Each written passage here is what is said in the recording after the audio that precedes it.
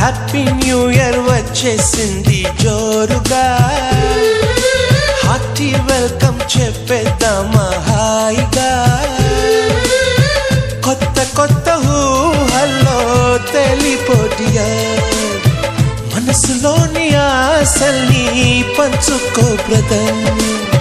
గుండెలోని భావాలు గుప్పుమన్న ఈ వేళ, కదిలల్లే కాలపు కన్నెకి టాటా చెప్పుదామా.